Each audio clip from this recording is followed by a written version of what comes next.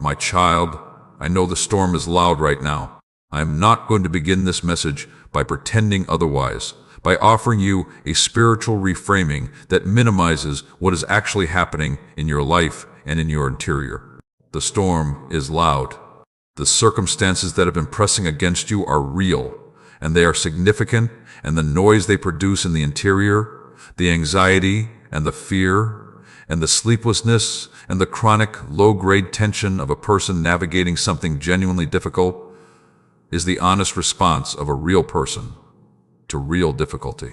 I am not asking you to be quiet about the storm or to pretend it is smaller than it is. I am asking you to hear something above it, something that has been speaking all along, underneath and above and through the noise of everything that has been pressing against you, something that the storm has been threatening to drown out, but that has not been silenced and will not be silenced, and that I want you to hear clearly in this moment. My peace is louder than your storm. Not louder in volume, not louder in the sense that it overwhelms the noise of the storm through its own competing noise. Louder in authority, louder in substance, louder in the specific and unshakable weight of what it carries, which is my presence and my character and my complete awareness of everything happening in your life and my active and sovereign engagement with every dimension of the storm that has been pressing against you. The storm speaks. It speaks through the circumstances and the what-ifs and the worst-case scenarios that the mind constructs in the absence of resolution. It speaks through the body, through the tension and the sleeplessness and the symptoms that sustained anxiety produces. It speaks through the relationships that the stress has strained, and the joy that the difficulty has reduced, and the faith that the sustained pressure has thinned. The storm is not silent. I know it is not silent. I have been hearing it alongside you, and I want you to hear what I say over the top of it, the word that is more authoritative than everything the storm has been saying. Be still. Those two words have been misunderstood. Be still has been heard as an instruction to perform a calm that is not genuinely present, to pretend that the interior is quiet when it is not, to suppress the honest fear and the honest grief and the honest difficulty of the storm in the name of a spiritual composure that the storm has not yet permitted. And when the be still feels impossible, because the storm is too loud and the interior is too genuinely disrupted to achieve the stillness through willpower, the conclusion is drawn that the person has failed, that their faith is insufficient, that the instruction is for more spiritually mature people whose storms are somehow less stormy. I want to correct that misunderstanding directly. The be still I am speaking over you is not the instruction to perform stillness you do not have. It is the invitation to receive it, the declaration that stillness is available to you, not as something you achieve through sufficient spiritual discipline, but as something I give, something I speak into the storm, something that arrives not after the storm ends, but in the middle of it, from a source that the storm cannot silence. When I spoke peace to the storm on the Sea of Galilee, it was not a suggestion for the wind and the waves to calm themselves through their own effort. It was a declaration of authority over the storm from a position of authority that superseded the storm. The storm did not produce its own stillness. The stillness was spoken into it from outside it, from the one who has authority over what the storm has no authority over, which is the interior peace of the person the storm is pressing against. The storm can press against the exterior of your life with everything it has. It can disturb the circumstances and complicate the relationships and strain the finances and threaten the health and press against the faith. But there is something in the interior of the person who knows me that the storm does not have authority over, a place in the deepest interior where my peace lives as a permanent resident rather than a temporary visitor, a place that the storm can rattle the windows of, but cannot enter, because I am the keeper of that place, and what I keep, the storm cannot take. Be still and know that I am God. That is the fullness of the instruction. Not be still through gritted teeth and sufficient willpower. Be still in the knowing. Be still because the knowing of who I am, the genuine and personal and deeply rooted knowing that comes from history with me and encounter with me, and the specific evidence of my faithfulness in the specific story of your specific life. That knowing is what makes the stillness possible in the middle of the storm. Not the stillness of the storm ending, the stillness of the person who knows, the one who is larger than the storm, who has not forgotten them in it, who is not overwhelmed by it, who is working in it, and whose peace, spoken over them from the position of that knowing, is louder than everything the storm has been saying. That peace is available to you right now, in the middle of whatever the storm is, not after it. Now, type, "Be still and know He is God" in the comments. Let that be your declaration, not of the stillness you have already achieved, but of the stillness you are choosing to receive, the opening of the interior to the peace that is louder than the storm, the choosing of the knowing over the noise. And if this message has guided you, strengthened you, and helped you see your path clearly, then like, subscribe, and share this message, and support this ministry through the link given below so others can receive this message at the right time. I want to name the storm because the instruction to be still in the middle of it is most meaningful when the specific storm is acknowledged rather than addressed only in general terms. The storm in your life right now has a specific shape and a specific sound and a specific way. It has been pressing against the particular vulnerabilities and the particular loves and the particular fears that belong to you.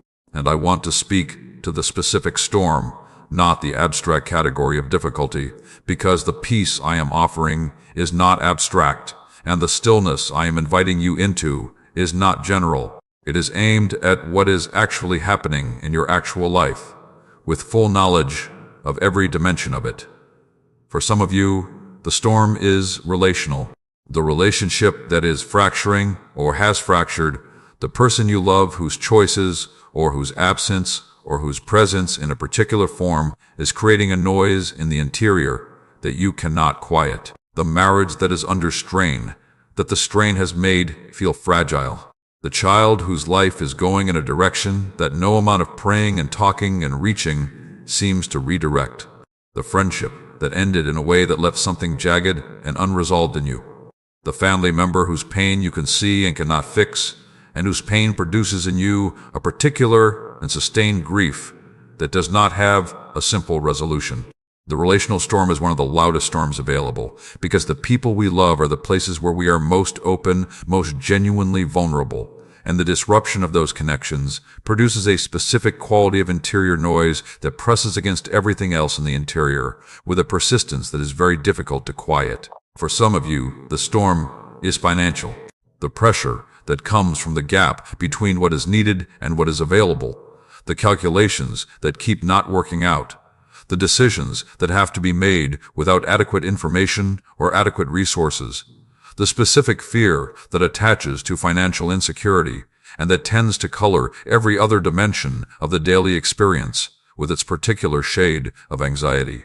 The financial storm has a physical quality to it that other storms sometimes lack, a specific kind of stomach tightening and sleep disrupting and focus consuming quality that makes it very difficult to be present to the parts of your life that are not the financial difficulty, because the financial difficulty keeps pulling the attention back to its demands with a regularity that is very hard to resist. For some of you, the storm is health related. Your own health, or the health of someone you love, the uncertainty of a diagnosis, or the weight of a treatment, or the fear that attaches to the body's fragility and that tends to become loudest in the quiet hours when the distraction that the active day provides is no longer available. The health storm is one that presses against the very foundation of the assumed normal, the assumed continued presence of the life and the body and the person you love, and the threatening of that foundation produces a particular quality of fear that is different from other fears, because it touches what is most irreplaceable. For some of you, the storm is circumstantial and complex, the kind that does not fit neatly into a single category, but is the accumulation of multiple pressures from multiple directions simultaneously, the season when everything seems to be pressing at once, and the resources available for any single dimension of the difficulty are reduced by the simultaneous demand of all the other dimensions. This is perhaps the most exhausting version of the storm, the one where the person is managing several significant things at once and there is no space in the schedule or the interior for the processing that any one of them would require if it arrived alone. And for some of you, the storm is internal rather than primarily circumstantial. The storm of the interior, the anxiety that does not require an external trigger because it generates its own noise from within, the depression that descends without clear cause, the grief that surfaces without announcement, the fear that lives in the interior as a permanent resident rather than a response to a specific external threat. This storm is in some ways the hardest to address because it has no single external cause that can be resolved to make the storm stop. It is the weather of the interior itself, and the be still that I am speaking over it is not the instruction to make the interior weather change by force of will. It is the invitation to know that even the interior weather is not louder than my voice, that my peace reaches into the weather of the interior with the same authority that it speaks into the external circumstances, that there is no dimension of the storm, internal or external, that is beyond the specific and personal reach of what I am speaking over you right now. I see your storm, whatever specific form it takes. I know its specific weight and its specific noise and the specific places in you that it has been pressing hardest. And I am not asking you to be quiet about it. I am not asking you to perform a composure you do not feel or a peace you have not yet received. I am asking you to bring the specific storm in all its specific loudness to the one whose peace is louder. Type "the storm" cannot silence his voice in the comments. Let that be your declaration, that whatever the storm is saying about your situation and your future and your worth and your capacity to endure, there is a voice that is speaking above it and through it and beneath it, that it has never been able to silence and will never be able to silence. And that voice is what I am inviting you to hear today. I want to speak about what the storm says, because the storm is not only a set of difficult circumstances, it is also a voice, a persistent and persuasive voice that speaks specific things into the interior of the person navigating it. And what it says is often more damaging than the circumstances themselves. The storm speaks. And what it says deserves to be named and examined and addressed directly, because the lies that the storm tells have been shaping how you see your situation and how you see yourself and how you see me. And they have been doing this so consistently and from such close proximity that they have begun to feel like truth rather than like the distortions they actually are.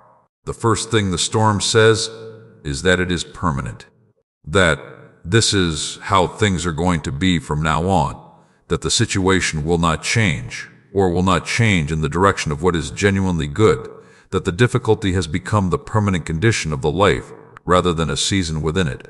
The storm speaks in the language of always and never. This will always be this way. The situation will never improve. The person will never change. The circumstances will never resolve. And this language, heard repeatedly from close proximity in the interior, produces a specific kind of hopelessness that is not the accurate assessment of the situation, but the storm's distorted rendering of it, filtered through the anxiety and the exhaustion that the sustained difficulty produces. I want to address this directly. The storm is not the permanent condition. It is a season. And seasons change. I am the God of the seasons, the one who calls the winter into the spring and who knows the end from the beginning. And what I know about the end of your specific storm is not what the storm has been telling you. The second thing the storm says is that it means something about you specifically. That the storm has arrived in your life because you are insufficient in some way, because your faith is not adequate, because your choices have been wrong, because something about who you are or what you have done has produced what is happening to you. The storm uses the difficulty as evidence for a verdict about your worth or your spiritual standing or your adequacy as a person, and it presents that verdict with a convincing authority because it is speaking from inside the difficulty rather than from outside it. And I want to say clearly, the presence of the storm in your life is not my verdict on your worth. It is not the measure of your faith. It is not evidence of your inadequacy. Storms come to the lives of faithful people, of deeply loved people, of people I am using and honoring and working through in significant ways. The storm is not a report card on who you are. It is a season you are in, and I am in it with you. The third thing the storm says is that I am absent or indifferent, that the evidence of the ongoing difficulty is the evidence that I am not present, not engaged, not paying attention, or paying attention and choosing not to act, which from a place of distress can feel worse than absence. The storm produces a specific kind of spiritual loneliness, the experience of calling out in the difficulty and receiving what feels like silence, of praying and watching the circumstances continue unchanged, of believing in my care and simultaneously not feeling it in the way the need makes the feeling seem necessary. And I want to address this specific lie with the most direct and personal refutation available. I am here. I have not left. I have not turned away. I have not decided that your situation is not worth my attention, or that the difficulty has exceeded my capacity to respond. My apparent silence is not my absence. My unseen working is not my inaction. I am present in your storm, with the same presence that I was present in every storm that has ever come to the lives of my people, working in ways that are not always visible from inside the difficulty, but that are real, and that are aimed at the specific good that I have always intended for your specific life. The fourth thing the storm says is that the only way to find peace is for the storm to stop. That the peace is on the other side of the resolution, waiting in the future season when the circumstances have changed, not available in the present season while the difficulty continues. And this is perhaps the most practically damaging lie of all. Because if the peace is contingent on the storm ending, then the peace remains permanently unavailable for as long as the storm continues, and the person navigates each day of the storm without the very resource that would make the navigating most sustainable. I want to dismantle this lie completely and replace it with what is actually true. My peace is not on the other side of your storm. It is available in the middle of it, not the peace that comes from the circumstances resolving. Gandhi! The peace that comes from my presence in the circumstances, from the knowing of the one who is greater than the circumstances, from the specific and personal assurance that what is happening to you is not outside my awareness or beyond my ability to reach. That peace is available now, not after. Now. The fifth thing the storm says is that you are alone in it, that no one fully understands the specific weight of the specific thing you are carrying, that the people around you are trying to help, but their help does not quite reach the actual center of the difficulty, that the aloneness of the interior experience of the storm is simply the condition of navigating it. And there is a truth in that partial observation, because human love and human presence, however genuine and however faithfully offered, cannot fully enter every dimension of another person's interior experience. But the conclusion that the storm draws from that partial truth is false. You are not alone in the storm. I am in it with you in a way that is more complete and more genuinely reaching than any human presence could be, because I am not trying to understand you from the outside. I am already inside, already knowing, already present in the specific interior where the storm is loudest. You are not alone, and the peace I am offering is specifically the peace of the one who is genuinely and completely with you in what you are going through. Type I choose to hear God over the storm in the comments. Let that be your declaration that you are choosing to listen to what I am saying over what the storm has been saying, that you are choosing the truth that displaces the storm's lies, that you are choosing my voice as the authoritative word over your situation rather than the distorted and distressing voice of the storm itself.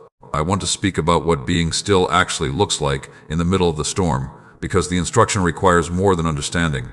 It requires a specific and practical knowing of what to do with the body and the mind and the spirit in the moments when the storm is loudest and the stillness feels most impossible. Because there is a real and significant difference between the intellectual agreement that stillness is available and the actual experience of it, and bridging that gap requires something more than wanting to be still. It requires knowing what the choosing of stillness actually involves, what it looks like in the texture of the actual moment when the actual storm is pressing. The first thing being still involves is the stopping of the reactive motion. The storm produces movement. It produces the reaching for the phone to check for updates on the situation, the replaying of the conversation that went badly, the mental rehearsal of what you should have said or could have done differently, the frantic searching for a solution to what is not yet resolved, the checking and the rechecking and the circling back to the thing that is not changed to see if it is changed. All of this motion is the storm's natural production, the automatic response of a person who is in genuine difficulty and whose mind is trying to protect them by staying one step ahead of whatever comes next. The stillness begins, not with the achieving of a particular interior state, but with the interrupting of this motion, the deliberate choosing to stop the reactive circling long enough to turn towards something else. The second thing being still involves is the releasing of the grip on the outcome. The storm produces gripping, the tight-held insistence on a specific resolution, the grasping after certainty in circumstances that are genuinely uncertain, the white-knuckled holding of the situation as though your grip on it is the thing preventing it from getting worse. The stillness I am inviting you into requires the loosening of that grip, the opening of the hands that have been clenched around the outcome you need, the specific and deliberate choosing to release what you have been gripping into my hands. Not because the outcome does not matter, not because the care that has been driving the gripping is wrong, but because the gripping is preventing the receiving, and the receiving is where the peace is. The third thing being still involves is the turning of the attention from the storm to the presence. This is the essential movement of the choosing of stillness in the middle of difficulty, not the denying of the storm, or the pretending it is not there, or the performing of a cheerful indifference to the genuine difficulty. The deliberate redirecting of the attention from the noise of the storm to the reality of the one who is present in the storm with you. The storm has been the primary focus of the interior attention, the thing the eyes of the spirit have been fixed on, and when the eyes of the spirit are fixed on the storm fills the entire interior horizon and appears to be the whole of reality. The turning of the attention is the turning of the eyes of the spirit from the storm to me, the choosing to fix the gaze on the one who is present with you in the storm rather than on the storm itself. And what happens when the gaze turns is that the proportion changes. The storm does not disappear, but it no longer fills the entire horizon. It is present alongside something larger, alongside the one who has authority over it, and its size and its power and its voice are recalibrated by proximity to what is genuinely larger. The fourth thing being still involves is the receiving of my word. In the stillness, I speak, not always in the dramatic form of a clear and unmistakable voice, often in quieter forms, a specific thought that arrives with a quality of gentleness and accuracy that distinguishes it from the storm's voice. A specific verse, or a specific image that rises in the interior with a weight and a timeliness that feels like more than coincidence. The stillness is not the absence of noise. It is the creation of the specific interior condition in which my voice can be heard above the noise, in which what I have been trying to say into your specific situation can actually land in the interior rather than being swept away by the storm's competing sound. The fifth thing being still involves is the remembering of who I am. The specific recalling, in the middle of the storm, of the evidence of my faithfulness in your specific history, the times before when the storm was loud and the circumstances were difficult, and my peace proved itself more durable than what was pressing against it. The remembering is not passive nostalgia. It is an active and deliberate act of the interior, the choosing to bring into the present the specific evidence from the past that contradicts the storm's current claims. He has been faithful before. He was present in that season when the difficulty felt this significant. He brought something good from that situation that looked only threatening. The remembering of these specific evidences is the building of the foundation of trust that the stillness rests on. Type, "I will not be moved, for God is with me," in the comments. Let that be your declaration of the stillness that is not the absence of the storm, but the presence of the one who is greater than it.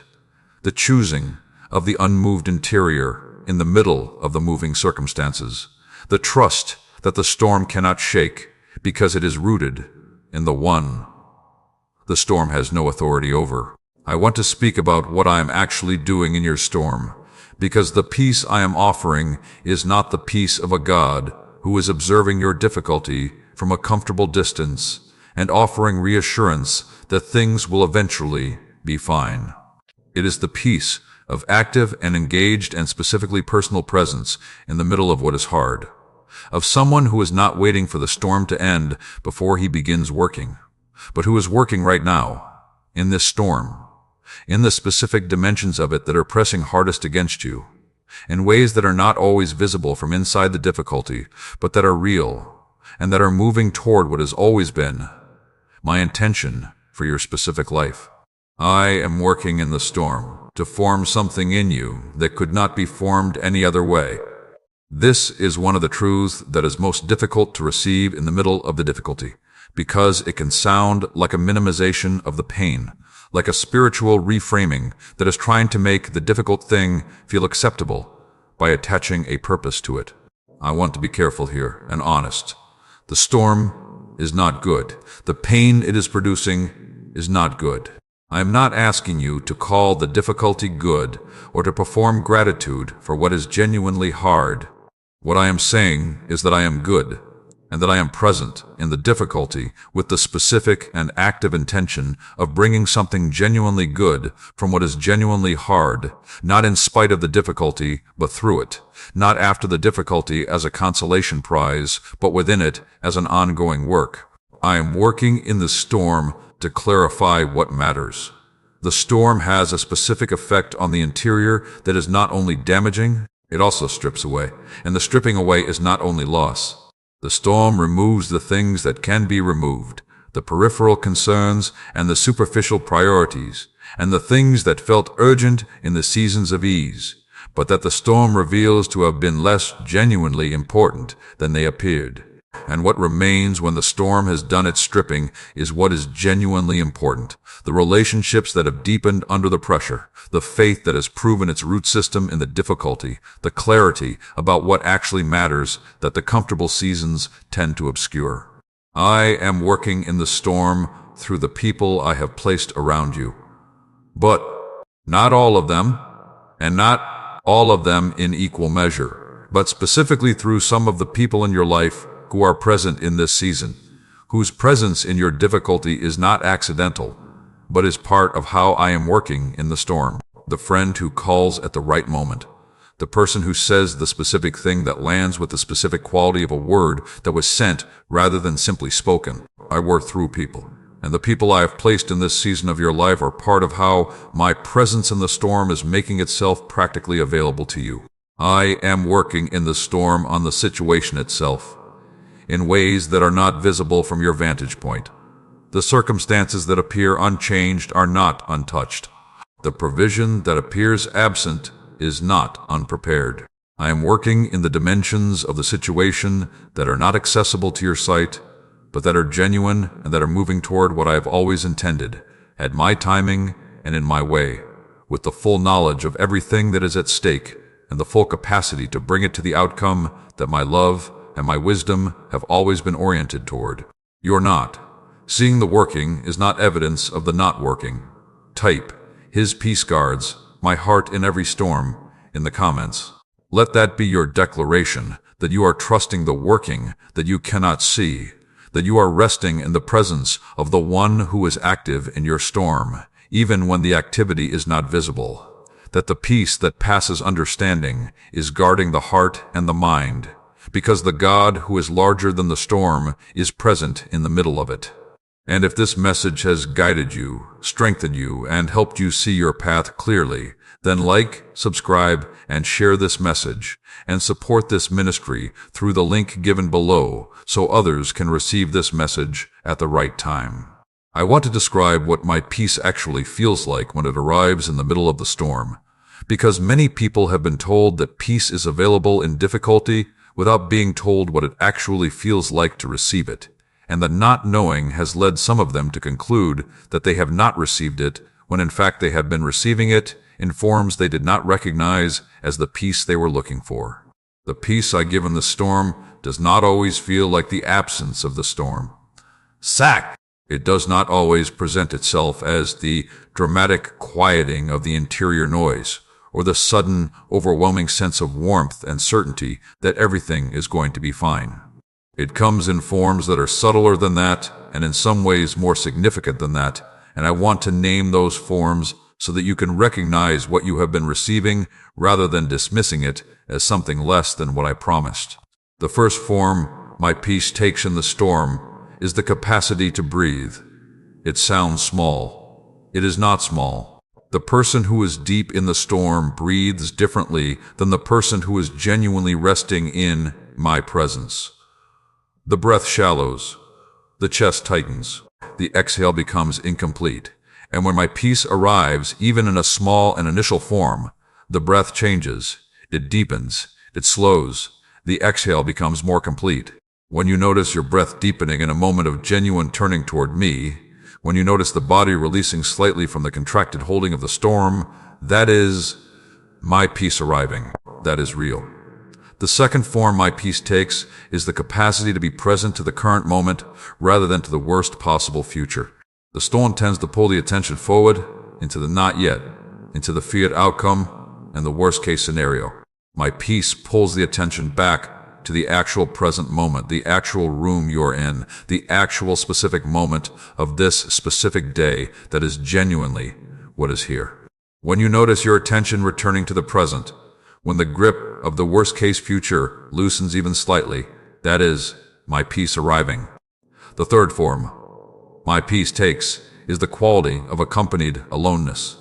My peace does not eliminate the aloneness of the interior experience of the storm, but it changes the quality of it. The aloneness is no longer the absolute aloneness of the person who is entirely without witness. It becomes the aloneness of the person who is alone with me, whose solitary interior navigation of the difficulty is accompanied by someone who is entirely present and entirely understanding and entirely with them in it. The fourth form my peace takes is the return of a capacity for small joy alongside the large difficulty. The large difficulty is still present. The storm has not ended, and yet something small and genuinely good breaks through, a moment of laughter in the middle of the hard season, a moment of beauty that the storm had been preventing from landing. These moments of small joy are not denials of the difficulty. They are the evidence that my peace is holding open a space within the storm for what is genuinely present and genuinely worth receiving. The fifth form my peace takes is the specific and quieter quality of the prayer that comes from the middle of the storm.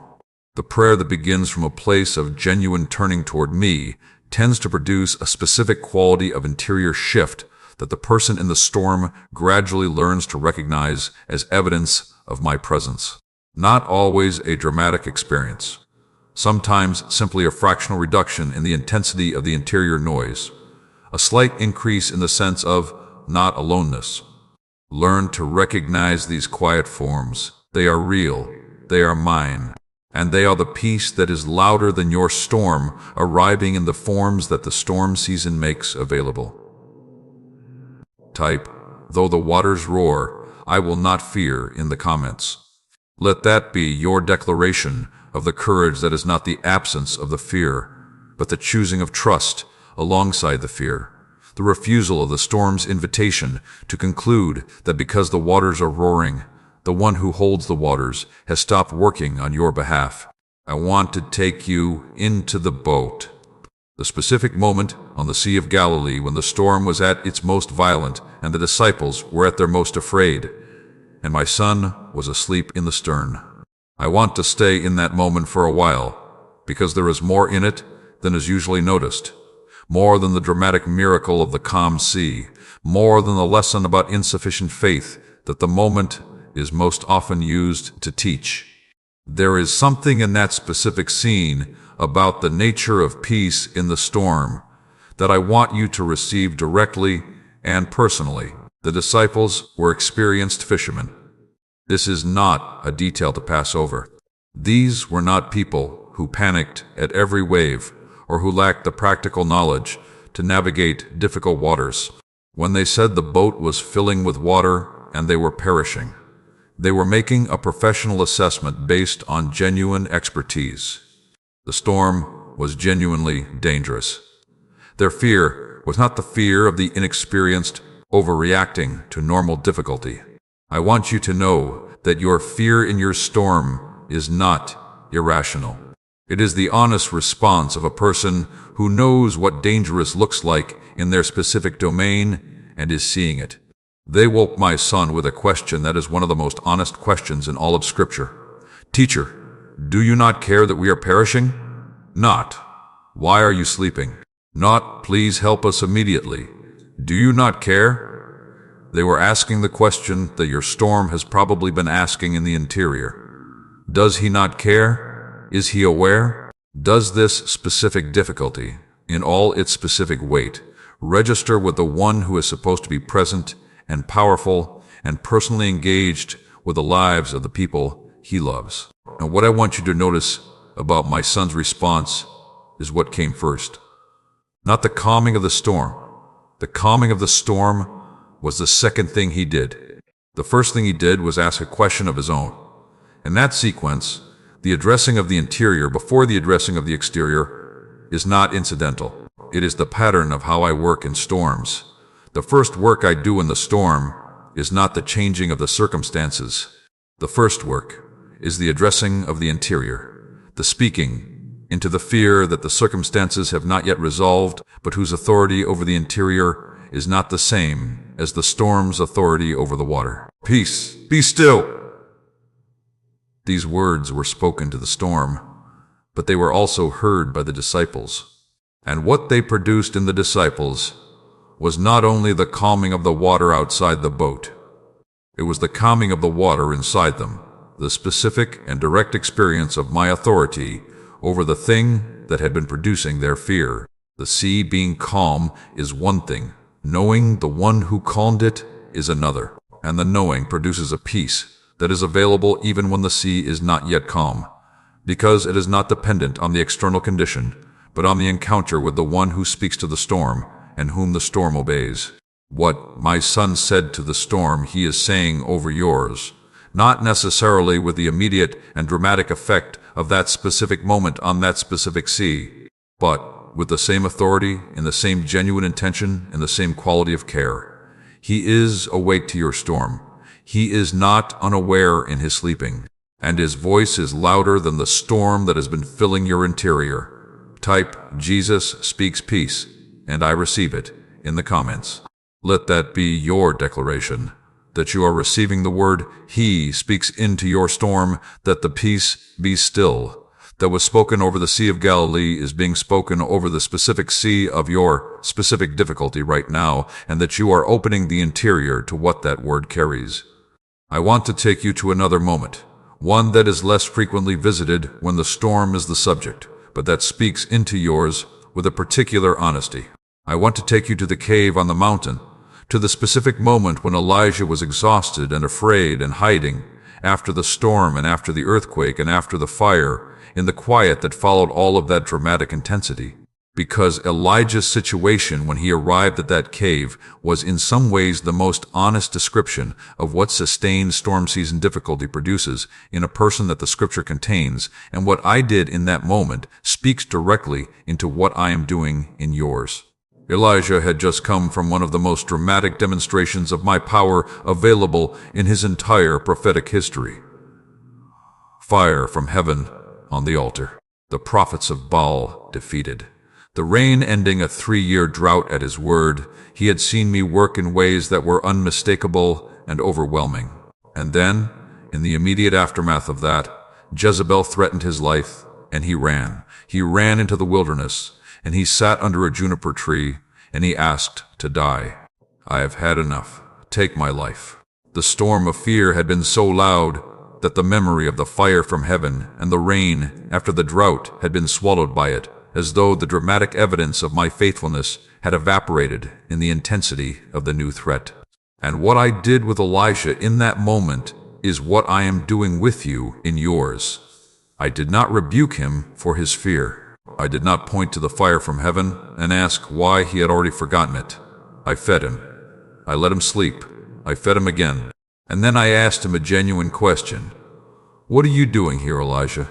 An invitation to name what is actually happening, to say what is actually in the interior, to bring the genuine state of things rather than the managed version to the one who is asking. And Elijah named it honestly.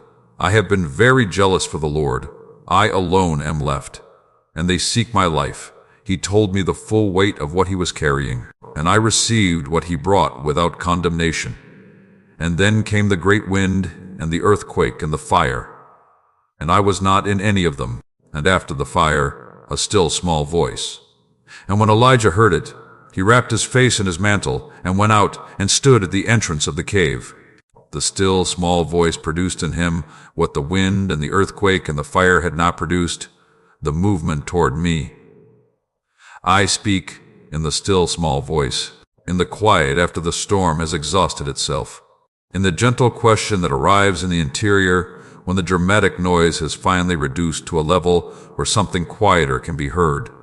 What are you doing here? What is actually in the interior as you receive these words? Name it. Bring it, and then listen for what comes after the naming, the still small voice that speaks louder than the storm, not through its own competing volume, but through its specific and personal and entirely relevant word. Type, I anchor my soul in the Lord of the storm, in the comments. Let that be your declaration, that you are choosing the anchor that holds through the storm, that you are rooting the interior, not in the calming of the circumstances, but in the character of the one who speaks in the still small voice after the fire, who has been waiting for the storm to reduce enough for you to hear what he has been saying all along. I want to speak about worship in the storm, because worship is one of the most counterintuitive and most genuinely powerful responses to difficulty available, and it is one that tends to be abandoned precisely when it is most needed. The storm that is loudest tends to be the storm in which worship feels most impossible, most performative, most disconnected from the actual interior state. And so the person in the deepest difficulty tends to be the person who has the most reduced access to the very practice that would most directly address what the difficulty is doing in the interior. Worship in the storm works through the mechanism of focus.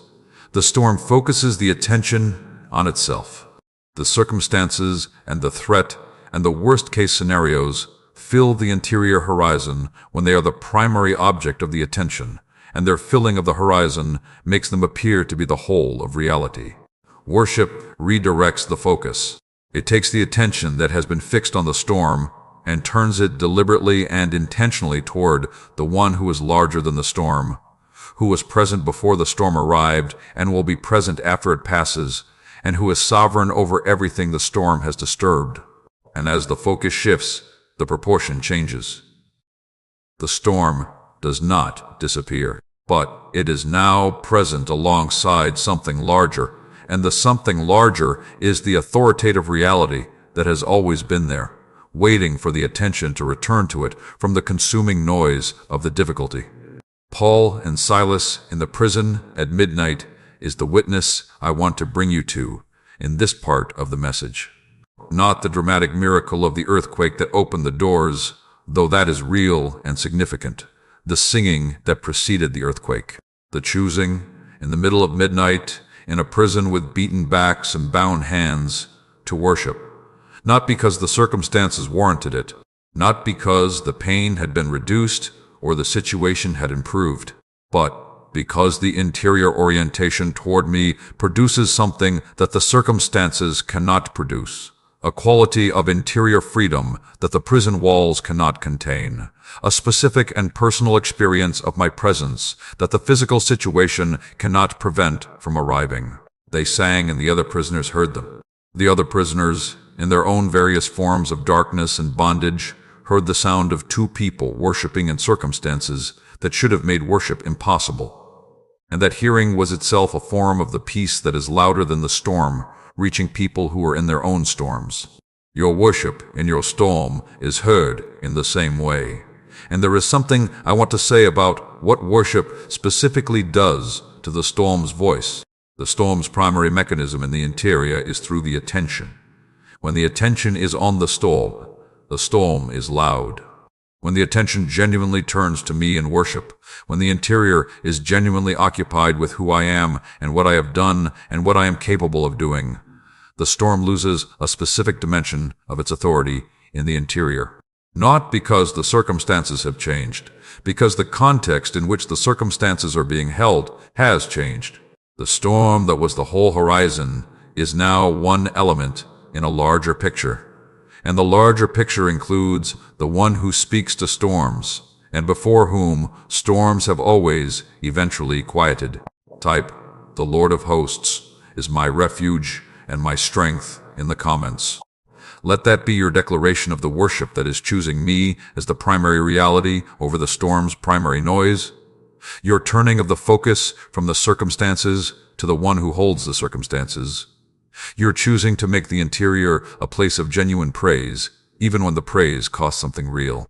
I want to speak about the prolonged storm, because not every storm ends quickly, and the message that peace is available in the middle of the storm needs to be sustained through the storms that continue past the point where most spiritual encouragement tends to address. The storms that stretch from weeks into months and from months into years, the sustained and prolonged seasons of genuine difficulty that do not yield to the initial prayers and the initial efforts, those are the storms that most profoundly test the reality of the peace I am offering. The first thing I want to say about the prolonged storm is that its length is not evidence of my absence or my indifference. The extended difficulty, the prayer that has been offered consistently, and the circumstances that have not changed consistently can produce a specific kind of spiritual exhaustion that feels like the evidence that something is wrong with the faith or the praying or the relationship. I want to address that specific feeling directly. The length of the storm is not a report card on the quality of the faith. Storms of significant duration are a consistent feature of the lives of my most faithful people throughout the whole of my relationship with my people. Joseph was in prison for years before the dream came true. The length of the storm does not measure the depth of my love, or the strength of the faith, or the imminence of the resolution. It measures the scale of what is being formed and prepared and accomplished in the storm, which is often proportional to its duration. The second thing I want to say about the prolonged storm is that it requires a different rhythm of accessing my peace than the acute crisis requires. The prolonged storm calls for the sustained and consistent practice of the daily returning to me, the building of rhythms that together create the sustainable posture of trust through the extended season. The person who has been in the storm for a long time cannot sustain the intensity of the acute crisis posture indefinitely. The peace that sustains through the prolonged storm is the peace of the daily, ordinary, unhurried practice of bringing what is pressing to me and receiving what I give in return. The third thing I want to say about the prolonged storm is that it tends to reveal what the peace is actually rooted in. The peace that was rooted in the expectation of a relatively quick resolution does not survive the extension of the storm past the expected resolution point. The peace that was rooted in my character survives the extension because it is not dependent on the duration. The prolonged storm is the specific and sometimes painful process by which the peace that was rooted in favorable circumstances is replaced by the peace that is rooted in me. And the replacement, while costly, produces a quality of peace that is more durable and more genuinely sustaining than the peace that could not survive the prolonged difficulty. The fourth thing I want to say about the prolonged storm is that it produces a specific capacity for compassion that the shorter storm does not. The person who has navigated a prolonged storm and has found my peace genuinely available through the extended difficulty carries something that the person who has only experienced the quick resolution cannot carry. They carry the specific and experiential knowledge that the peace is available not only in the acute crisis, but in the long haul, and that knowledge, when it is offered to others who are in their own prolonged storms, reaches them in a way that the encouragement of the quickly resolved storm person cannot. Type, "Even in the storm, he is my peace," in the comments. Let that be your declaration specifically for the person who is in the prolonged storm, who needs to know that my peace is not only available in the acute crisis, but in the extended season. Not only at the beginning of the difficulty, but in the middle and the length and the sustained carrying of what has not yet resolved. And if this message has guided you, strengthened you, and helped you see your path clearly, then like, subscribe, and share this message, and support this ministry through the link given below so others can receive this message at the right time. I want to speak about the people I place around you in the storm, because the peace I offer is not only something that arrives through your individual encounter with me. It also arrives through the specific people I position in your life in the storm season, people whose presence and whose words and whose love and whose faithful showing up are themselves forms of the peace that is louder than the storm. The first kind is the person who simply stays, not the person who has the right words or the most helpful advice. The person who just stays, who keeps showing up, who answers the phone, who sits with you in the difficulty without needing the difficulty to be resolved before their presence becomes more comfortable. This person is one of the most significant provisions of the storm season, and they are often undervalued precisely because what they offer is not dramatic. The staying is not showy, but the accumulation of the presence of the person who simply stays is one of the most sustaining things available in a prolonged storm. The second kind is the person who has been through their own storm and who carries the specific authority that only that experience provides. The person who has been where you are, who knows the specific texture of the difficulty from the inside, who can say with a credibility that no amount of theological education can produce, "I was here. I know what this is, and I can tell you that what feels permanent is not permanent." The third kind is the person who prays, who takes what you are carrying into the specific and focused engagement of intercessory prayer, who brings your storm to me with the specific and personal weight of their own faith added to yours. I want you to take the prayers of others seriously. They are a genuine and active form of assistance in the storm, of one person lending the weight of their faith to another person whose faith is being pressed by the storm's demands. The fourth kind is the person who sees you, not the person who sees the storm or sees what you are going through. The person who sees you, specifically and personally, who notices the specific way the storm is affecting you, and who responds to what they see with a particular attentiveness and care that makes you feel less invisible in the difficulty. I want you to receive what these people are offering. The Baskmaster Knee, they are imperfect forms of my provision, but together and alongside my direct presence, they constitute a form of the peace that is louder. Type, "I will trust him," in the deep waters, in the comments. Let that be your declaration that you are choosing to trust not only in the easy waters, but in the deep ones, not only in the manageable difficulty, but in the genuinely overwhelming one, and that the trust is grounded not in the shallowness of the water, but in the one who walks on it. I want to speak about what I have specifically promised to the person who is in the storm, because the peace I am offering is not only a feeling or a spiritual state to be achieved through the right practices.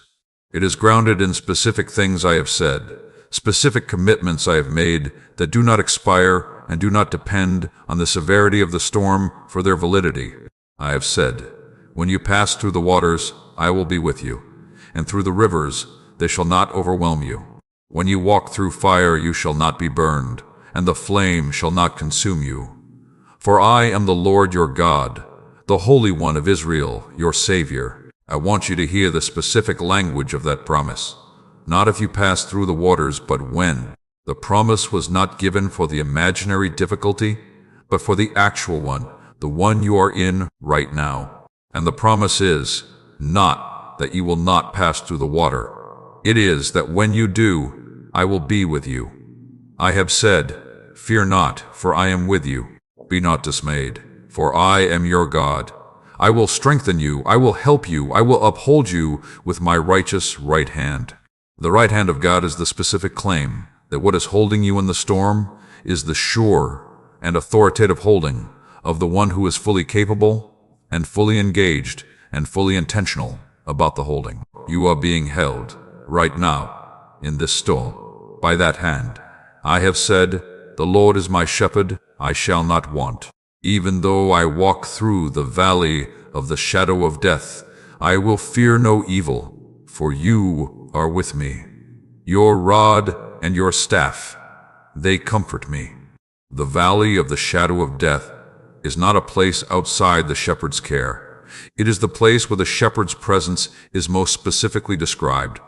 The rod and the staff that comfort are not absent in the valley. They are the specific tools of the valley, the guidance and the protection that the valley specifically requires. I have said, I will never leave you, nor forsake you. The absolute nature of that promise is worth receiving in its absolute form. Never leave. Not leave when the difficulty exceeds a certain level. Not leave when the storm goes on longer than expected. Never. The never is the specific and unconditional nature of my commitment to your presence. And the peace that is louder than your storm is grounded in that never with a directness that the storm cannot ultimately contradict. Type, my foundation holds when the storm rages in the comments. Let that be your declaration that your peace is rooted not in the calm of the sea, but in the promises of the one who made the sea. That the specific and unconditional commitments I have made are the ground beneath your feet in the storm. I want to speak about what the storm is forming in you, because understanding what is being built through what is pressing is one of the things that most changes the interior relationship to the storm.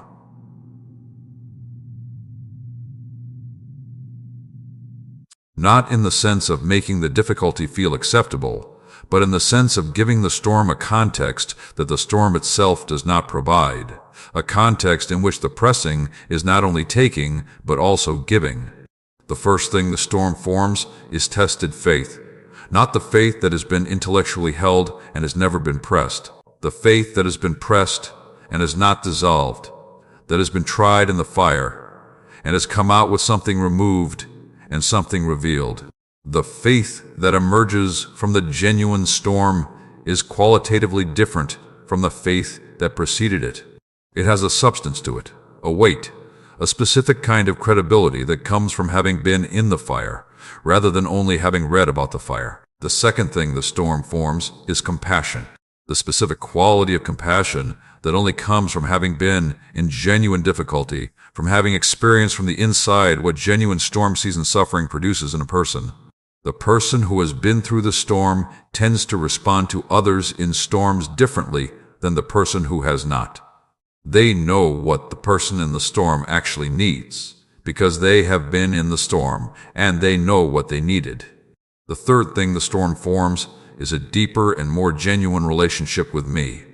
The relationship that is forged in the difficulty, in the specific and repeated turning toward me, when the circumstances give every reason to turn away. This relationship has a depth that the comfortable season relationship tends not to have, because it has been built not on the favorable conditions, but through the unfavorable ones.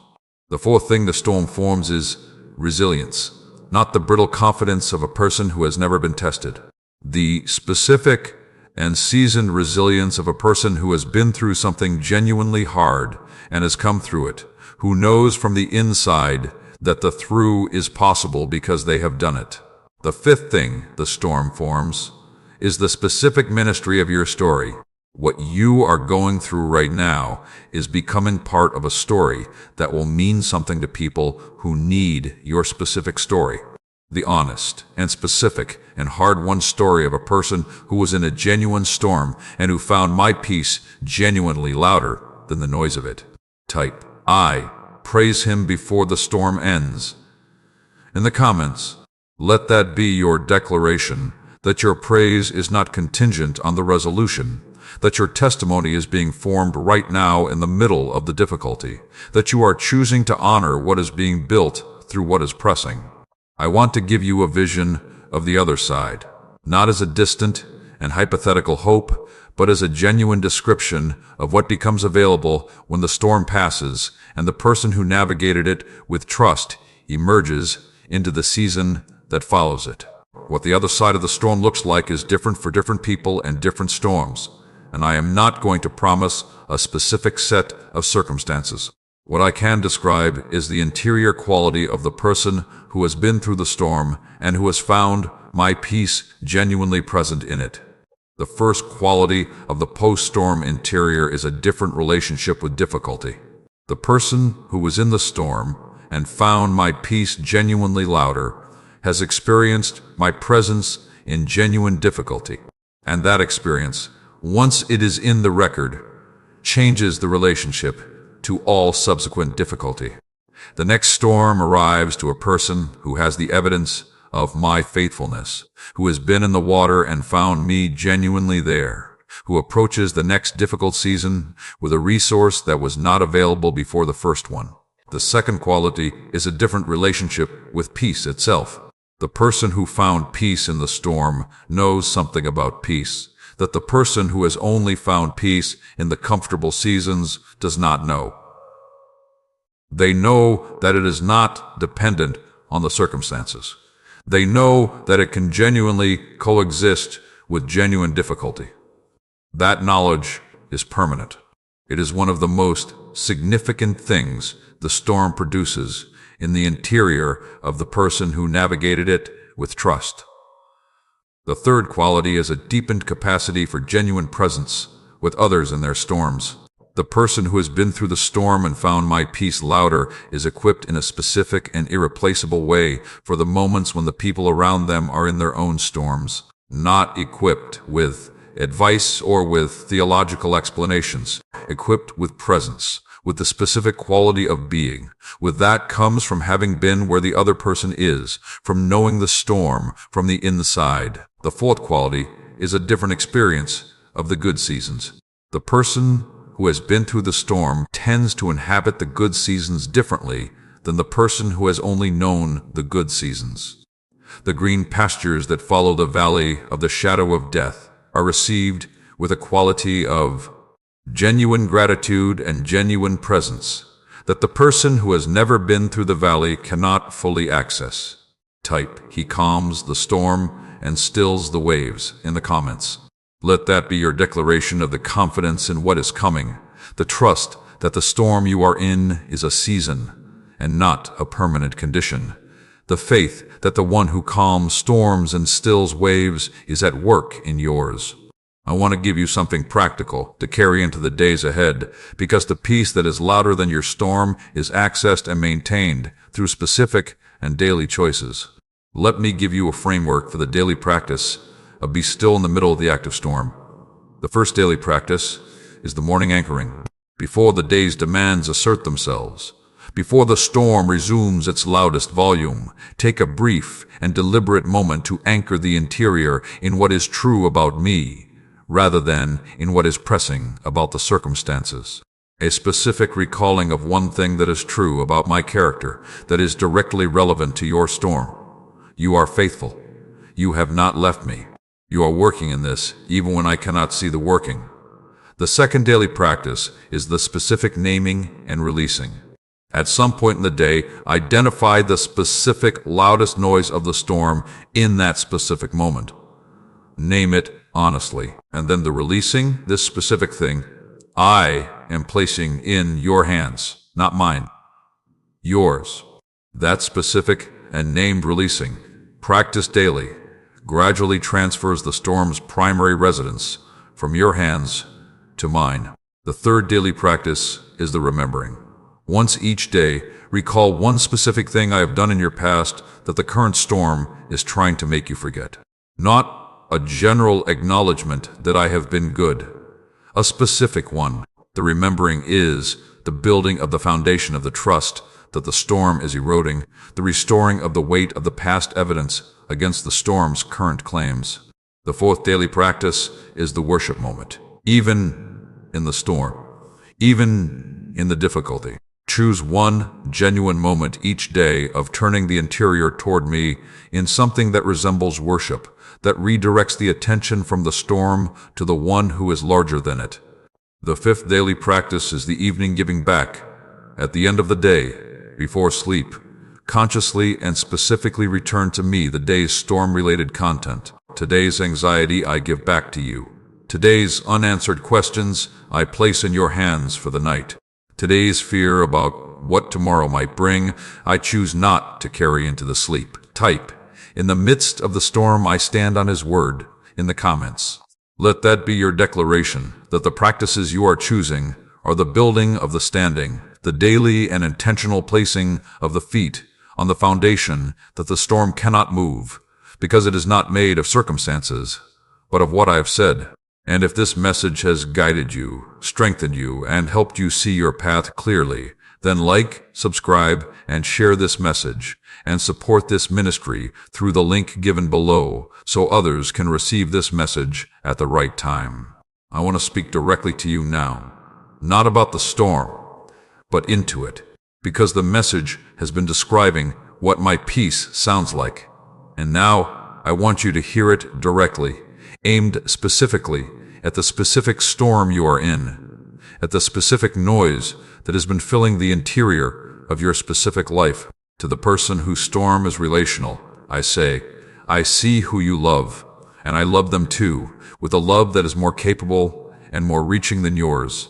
And what you cannot do for them from the outside of their freedom, I am doing from the inside of it. The relationship is in my hands. Be still. I am working here. To the person whose storm is financial, I say, I own everything, and I have never been without resource, and I have never ultimately left my people without provision, and I am not leaving you. The specific provision for the specific need is in my awareness. Be still. I am providing here. To the person whose storm is health-related, I say, the body you are in is the body I made. The life you are living is the life I gave, and neither is outside my awareness or beyond my care. My presence in the physical is the guarantee of not being alone in whatever the outcome is, of being accompanied through the most frightening dimensions of the storm by the one who made you and who holds you. Be still. I am here in this. To the person in the prolonged storm, I say, I have seen every day of this. I have been present in every day of this. And what I am building in you through the length of this is proportional to the length. The longer storms tend to produce the deeper formations. I am not prolonging this arbitrarily or without purpose. Be still. I am still working here. To the person in the internal storm, I say the interior, that is in difficulty, is not outside my reach. My peace is not only for the external storms. It reaches into the interior storm with the same authority and the same genuine presence and the same specific and personal engagement that it brings to the external ones. Be still. I am here in the interior too. Type, the storm does not define me, he does, in the comments. Let that be your declaration that the authoritative word over your life and your identity and your worth and your future is not the storm's word. It is mine, and my word is louder. I want to speak directly now into the specific lies the storm has been telling you, addressing each one with what is actually true. Let each of these declarations land where they are aimed. Let the truth go deeper than the noise. To the storm's claim that this situation is permanent and will not change, I say, I am the God who makes all things new. I am the God of seasons, the one who calls the winter into spring and the darkness into dawn. What is present now is not necessarily permanent. My word about your tomorrow is more authoritative than the storm's prediction of it. To the storm's claim that it means something about your faith or your worth, I say, the storm is not a report card. It is a season. Faithful people are in storms. Deeply loved people are in storms. People I am using and honoring and working through significantly are in storms. The presence of the storm in your life says nothing about the quality of your faith or the measure of my love for you. To the storm's claim that I am absent or indifferent, I say I have been present in this storm from the first moment it arrived. I have been present in every hour of it that you have navigated. I am present right now in this specific moment as you receive these words. My presence does not require your perception of it to be real. I am here. To the storm's claim that the peace is only available after the resolution, I say peace is available now, not the peace that depends on the circumstances being favorable. The peace that passes understanding, the peace that guards the heart and the mind. That peace does not wait for the resolution. It is available to you right now in the middle of your specific unresolved storm. To the storm's claim that you are alone in this, I say you are not alone. I am here. I have always been here. The aloneness you feel is real, and I am not dismissing it. And the aloneness is not the complete reality. The complete reality includes my specific and personal presence. To the storm's claim that your situation is beyond what I can address, I say nothing is beyond my reach. Not the relationship that appears broken beyond repair. Not the financial situation that appears without a solution. Not the health situation that appears threatening beyond what medicine can address. I am the God of the Red Sea, and the empty tomb, and the dry bones that became an army. The scale of the impossible has never been the limiting factor in my working. To the whole of you, the person in the storm right now, I say, my peace is louder. Not louder in the sense that it drowns out the noise of the storm through competing volume.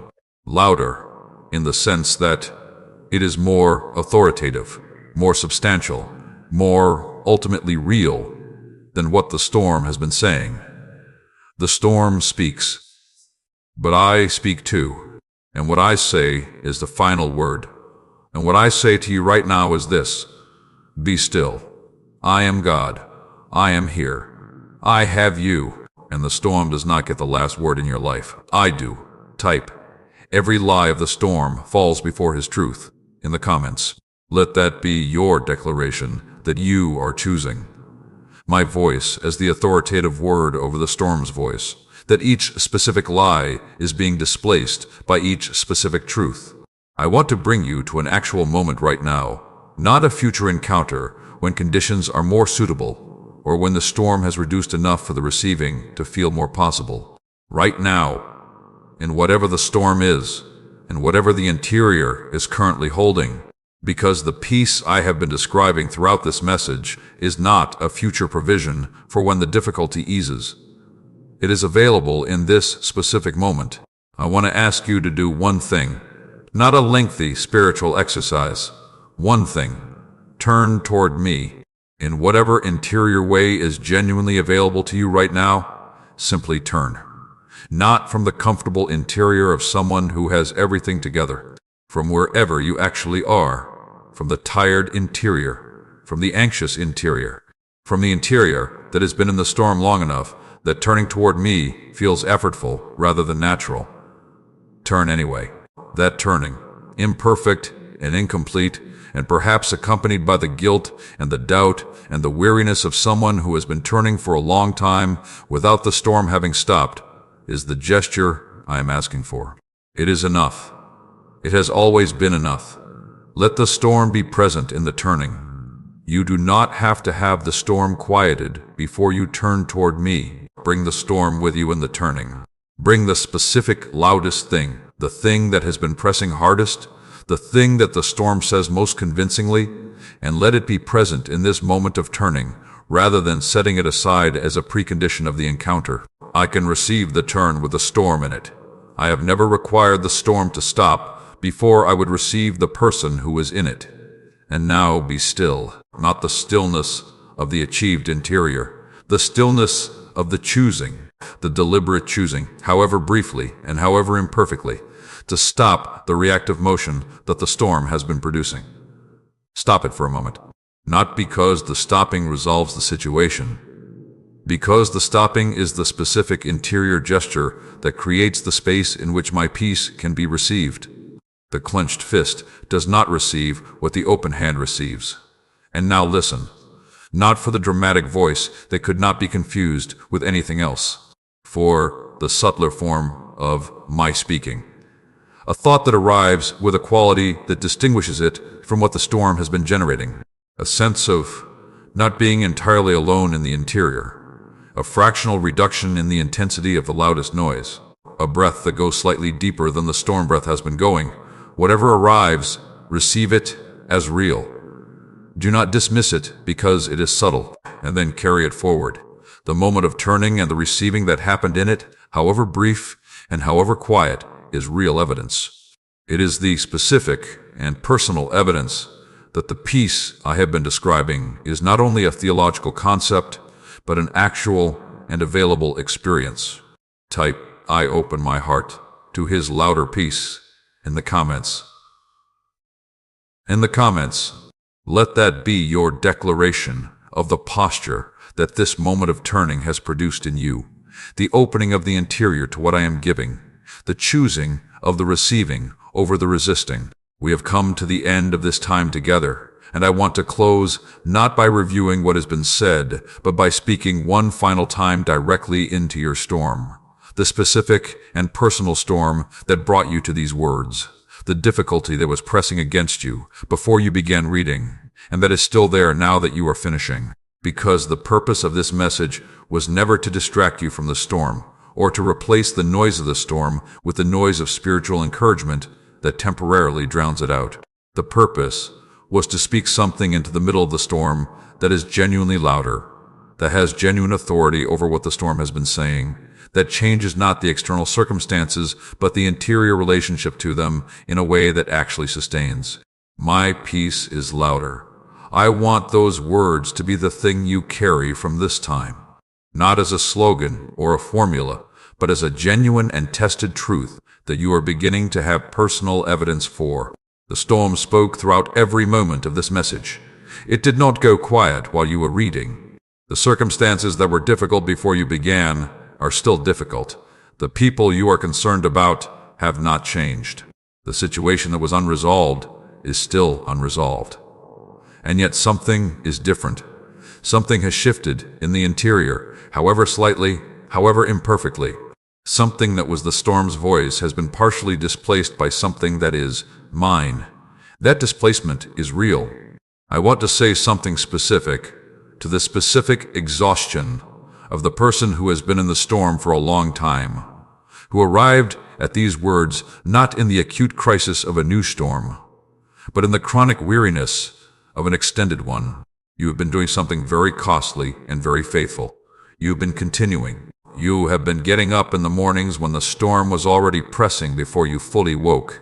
You have been reaching toward me even in the seasons when the reaching felt effortful and the reception felt uncertain. That continuing is not a small thing. I have seen every day of it, and I am here, still present, still working, still speaking the peace that is louder into the storm that has been going longer than the initial encouragement was designed to address. Go forward from here, with the be still not as an achieved state, but as a chosen direction. You will not leave this message perfectly still. The storm is still there, and the interior is still noisy, and the circumstances have not changed, and the difficulty is still real. But you are going forward with a direction established, a turning that has happened however briefly, a choosing of my voice over the storm's voice that is now in the record of this encounter.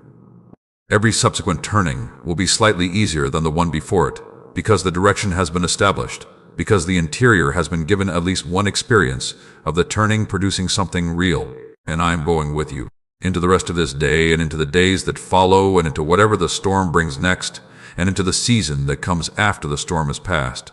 The peace I have been speaking throughout this message is not a temporary offering that expires when the words end. It is a permanent provision of the permanent presence, available every time you turn.